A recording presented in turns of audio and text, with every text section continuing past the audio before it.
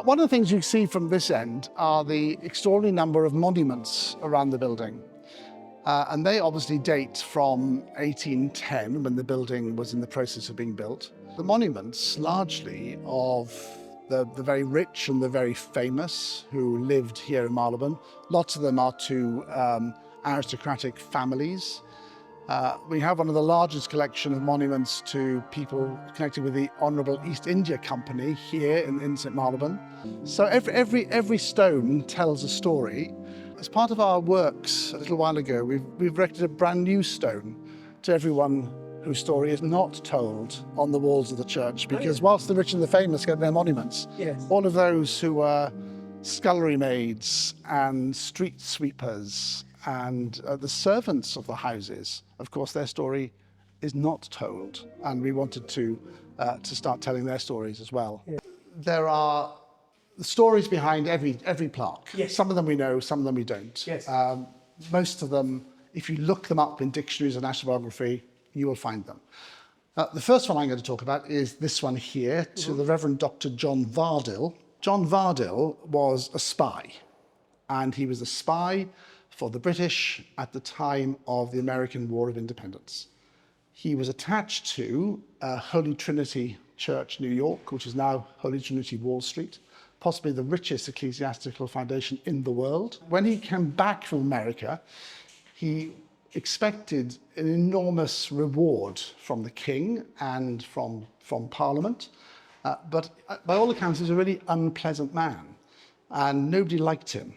And so he was given the parish of Skirbeck with Fishtoft, which is the ancient parish of Boston in Lincolnshire. So Boston is the newer foundation. Skirbeck is the older foundation. Maybe he never ever went there, because he seemed to have lived and died in Marylebone. What he was given for his pains was to be made the first Regius Professor, and lots of the universities in England today, not lots, some universities have Regius Professors. They're really prestigious appointments, and they bear the name of the King, Regius Professor, the King's Professor. And he was made the first Regius Professor of Divinity at King's College, New York.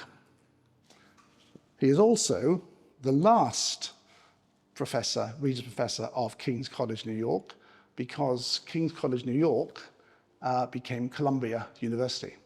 I thought I hadn't heard of a King's College. No, that's Columbia University, one of the great Ivy League universities of the United States. So that's why he's the first and last. And it is likely that he never went there, because the war meant that it was no longer part of Crown territory, and the last thing he wanted was a King's Professor at a newly independent American university. Vardy's most notorious coup was to intercept dispatches between the American commissioners in France and the revolutionaries. It suggested this actually did more harm than good, because the gloomy news never got to America, and the British used them as an excuse to continue the war rather than explore available peace terms. Above it, the plaque is to Richard Cosway. And Richard Cosway was the principal miniaturist to the Prince of Wales and later George IV. He had a very tempestuous relationship with his wife, and his wife went abroad, leaving him in London with their daughter. And the wife set up schools for young women, both in Paris and then in Italy.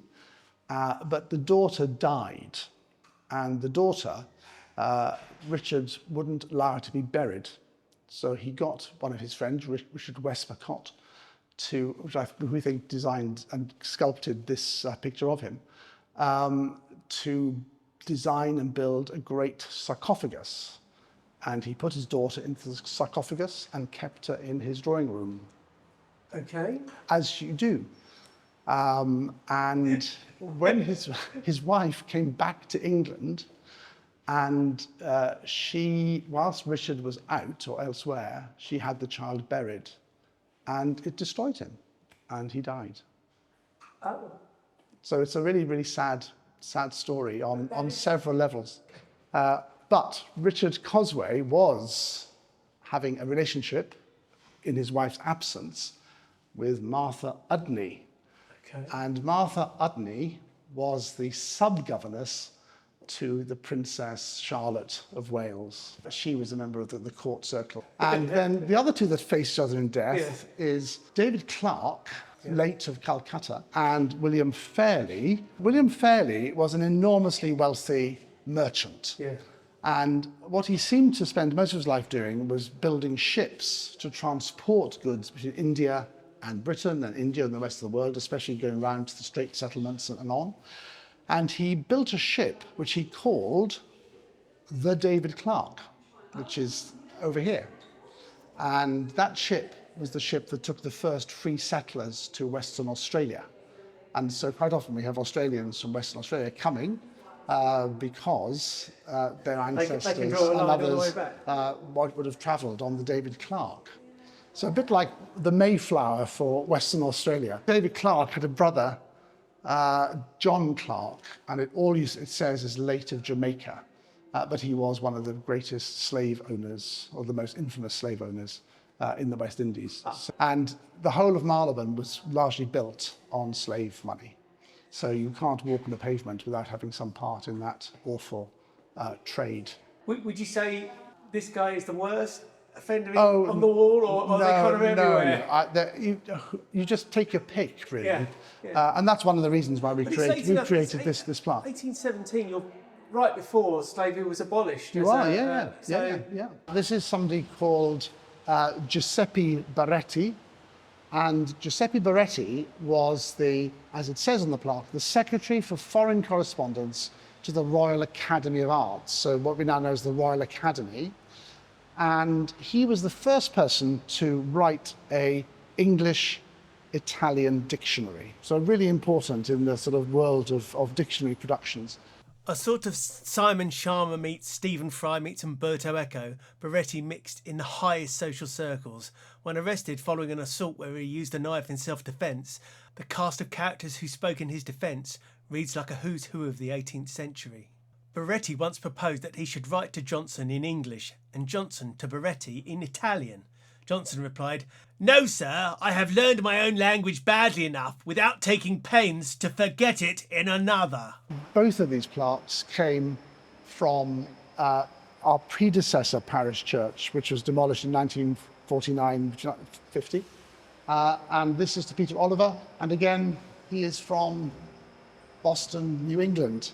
So quite a lot of people who were living in America decided to leave America at the time of independence and come back and live in England. And most of them actually came back and lived here in Marylebone. So there's always been a very long connection with America and St Marylebone. Another artist above with some very beautiful writing is to Caroline Watson, and she was the King's engraver. So she was one of the few women artists who had made it big in the very early 19th century. She died in 1814. It has appropriately beautiful handwriting. And it's the loveliest of the writings, I think. The top one is to Stephen Storris. And Stephen Storris is often referred to as the English Mozart. And he was a great writer of operas. His sister was the first person to sing Susanna in The Magic Flute. So a direct link with Mozart. And beneath him, again, this comes from the previous church, James Gibbs. Oh, the architect. The architect of St Martin in the Fields. Yes. And Mary the Strand. Yes, and James Gibbs was a church warden of the parish of St Marylebone. And in fact, he had a scheme to rebuild the church that had been erected in 1740. He died in 1754. Was he a Catholic? Well, he's buried here, and he was a church warden. And we just have two pieces of his work from the church that he tried to rebuild. And in fact, he left £100 towards enlarging the church in 1754. But that never happened. So here's a rather wonderful plaque to Vice Admiral Sir John Tremaine Rodd, Knight of the Bath, who died in 1838. And there's just this wonderful sculpted representation of a galleon, not a galleon, a warship. Yes. It looks like it's sinking or is in trouble. And it's HMS Warrior. Yes. And he's written that on the stern, and it's in big trouble in a very rough sea. Yeah. And we think that's probably a unique representation of a warship of that period, and certainly a warship in trouble. And you can see it's not terribly easy, but the flag that's draped over the monument is an ensign. So, unless you died at sea, having been sunk, it feels slightly disrespectful to have an admiral with a sinking ship on. Or... Well, I'm not sure it's sinking. Again, you can look up the story and see why. But it's also it also has a date on it, which if you've picked up, which is the 9th of August, 1816. Oh yeah. Which is here. So after the Napoleonic Wars in Trafalgar, which was in 1805, and he died in 1838. So the mystery is what happened on the 9th of August, 1816. And this is a bit of a mystery. A well-cited Wikipedia article on the Warrior confirms Tremaine Rodd was in command at that time and says she collided with a merchant ship on the 10th of August 1815, so a year and a day out of the date on the stone, and it would be an odd thing to celebrate, but by 1816 was in Chatham Dock. Later she becomes a prison ship. I wonder if this is the date that his last command was decommissioned. This is one of our interesting monuments. This is to Humphrey Wanley, who's now largely forgotten as a name, but he was the person who collected an enormous collection of manuscripts and books on behalf of the Earl of Oxford. And that collection became the British Library. So these two monuments belong to the Cavendish and the Bentinck families. The Bentinks were the Dukes of Portland, and the Cavendishes, of course, the Dukes of Devonshire. And at various points, the families intermarried, which is why all the streets around here are things like Cavendish Street, Devonshire Street, and on the first of them, we have a former Prime Minister recorded, William Henry Cavendish Bentinck, Prime Minister. The question I always ask when faced with obscure PMs is, were they a goodie? In this case, Portland gets 2 bites of the cherry, as he was PM twice, once as a Whig, later as a Tory. In his first term, he signed the treaty that ended the American Revolutionary War, and in his second, he kicked off the Peninsular War against Napoleon. So, on balance, yeah, goodie. And then here we have Robert Fullerton, and Robert Fullerton was the governor of Prince of Wales Island. So he became the islands that became Singapore and all of the territories around there. And indeed, Stamford Raffles, who is most famous perhaps as governor, he got married in this building, and it was the first wedding that took place in the newly opened St Marylebone Parish Church in 1817. You find these across London. They're made out of bronze, and they are memorial plaques to people who died largely in South Africa. This chap, Henry Oscar Palmer, died on May the 27th, 1900, in the South African campaign, and he was 20 years old. The company that went to South Africa, which is called the City of London Imperial Volunteers, was raised by a Lord Mayor of London, who was so devastated by the huge loss of life that he erected, at his own expense, a bronze plaque, so not tin, but solid bronze, to everyone who was killed from the City of London Imperial Volunteers. So around London, you pop into churches and suddenly there are identical plaques that have the London coats of arms, but the middle bit, of course, being different because they commemorate the actual person who died. Oh, we haven't done the crypt, have we? No, you haven't. I knew there was more. So we're stopping here to see this more modern plaque to Christopher Hamill Cook. And Christopher Hamill Cook was the rector from 1979 to 1990. And he was the person who exhumed all the bodies from the crypt and then reburied them in Brookwood in Surrey to allow us to use the crypt for the living rather than the dead. We were one of the first to do it, and in fact there are several books written about St Marylebone's exhumation of, over time, something like 7,500 bodies, just under 1,000 from here, and then 5,500 were taken out next door to create the school sports hall. It's always impressive to me that vicars usually do know where the bodies have gone. Where the bodies are buried. Yes. Yeah. These are the three periods of exhumations and reburials. So the first is 1983, the second in 2005, and then the third one in 2013. There's actually been a number of documentaries on the process of exhumation, how it's done with respect, and but nonetheless it's a grisly procedure. It is. No, it's not. And in fact, every body is. Lots of bodies have completely disintegrated, and all that may be left is a ring or some other artifact, but the body itself has gone.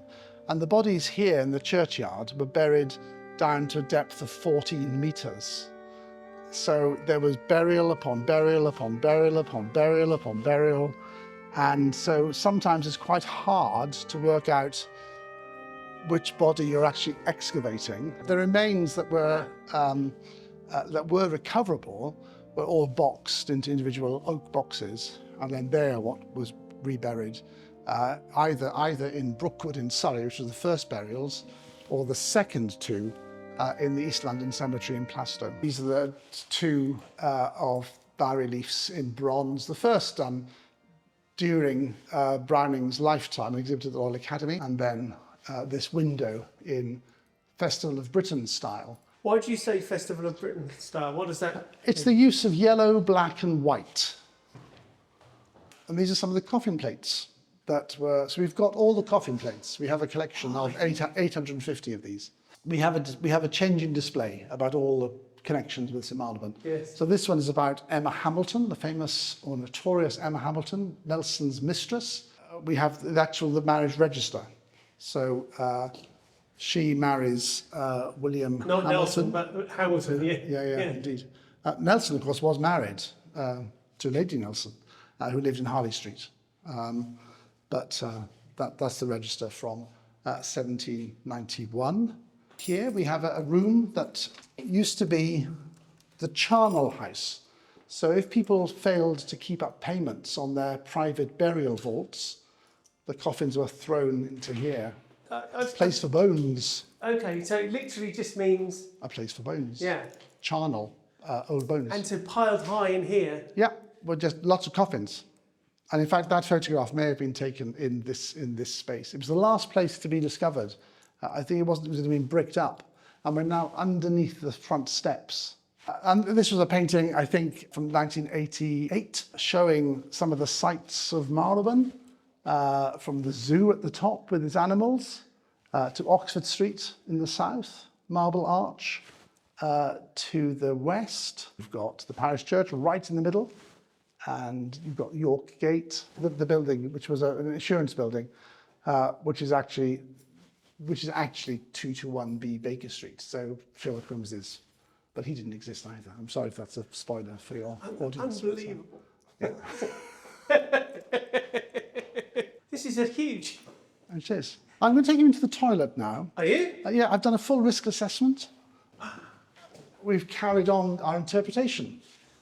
So we managed to collect from the British Library trade cards, so the calling cards of businesses from artists' supplies through to Ass's milk salespeople, through to a friendly society based in Marylebone, and of course the ever important, they were called Carmen, which were the night soil carters, yes. And often chimney sweeps as well, sculptors and masons, instrument makers, the list runs on and on. So we've plotted them all on a map. and then told something of their story. And it even runs onto the inside of the cubicles. So That's absolutely brilliant. So people spend hours in the toilet. they do, just looking. And I've not mentioned Ada Lovelace, Lord Byron's daughter, who was the first computer programmer, Francis Bacon, Elizabeth Garrett Anderson, or Charles Wesley, and many more. It would be easy for this film to be hours long, but don't watch this. Share it, subscribe, please comment, and then go and visit the remarkable St Marylebone.